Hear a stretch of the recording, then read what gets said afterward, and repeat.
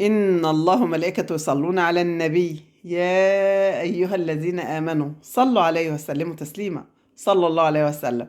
ازيكم يا بناتي، ازيكم يا اخواتي، يا رب تكونوا بخير. النهارده هنعمل مع بعضنا الصابون السريع او الصابون اللي تقدري تعمليه في البيت بدون تعب او اي شيء يجهدك، وهيطلع ناجح في نفس الوقت. ده كيس اسمه سان لوكس دوت سريع، يقول لك نظافة ريحة توفير. هو فعلا يعني بصوا مجرد الصابونة بتاعته جت في ايديا، الملمس صابون خالص في ايديا. دلوقتي انا فتحته وهو عبارة عن كيسين.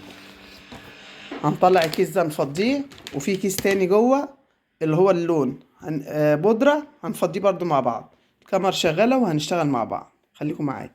اول حاجة بنجيب جردل معانا، اي جردل انت مش عايزاه. بتجيبي الكيس وتفتحيه.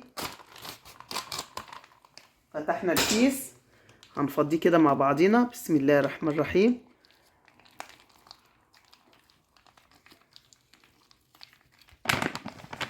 وهطلع معاكم البودرة زي ما انتم شايفين.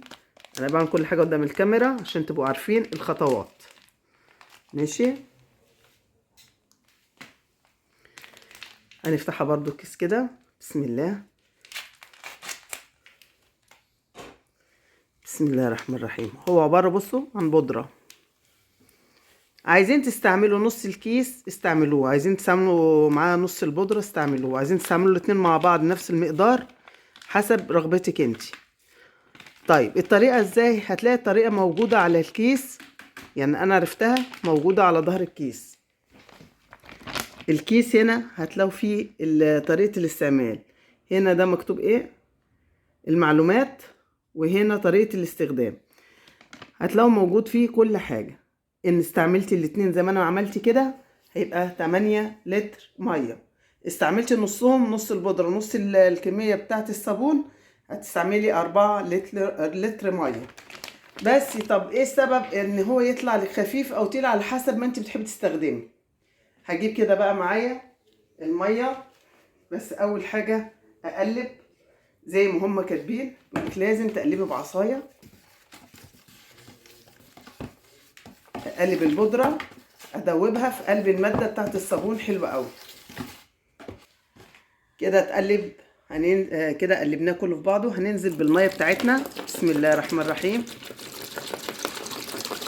هننزل ل 8 لتر مية بعبوة الحاجة الساقعة اللي هي بتبقى رتل كده. حبايبي احنا حطينا رتل ونص كده، حطينا 2 رتل مية. بس هنمشيها واحدة واحدة مع بعضينا، المية متدلقش مرة واحدة. يعني ممكن احط لكم 8 رتل ونقلب كله مع بعض، لا، كل حاجة ليها نظام. اول حاجة عملنا البودرة مع الصابون وقلبناه كويس مع بعض، وبعد كده حطينا 2 لتر وقلبناه كده مع بعض. هنحط كمان 2 لتر.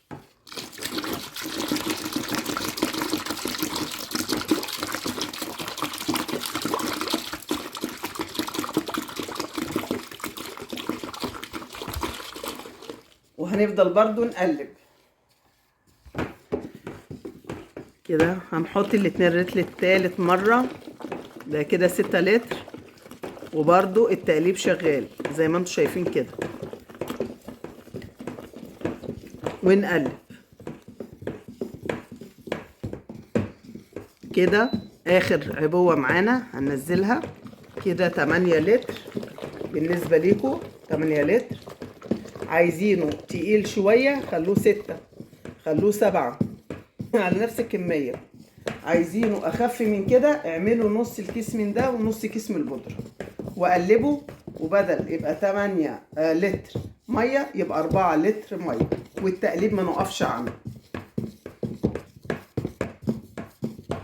كده.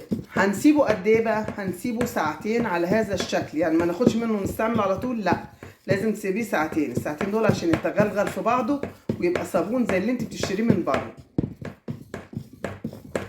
كده. ونفضل نقلب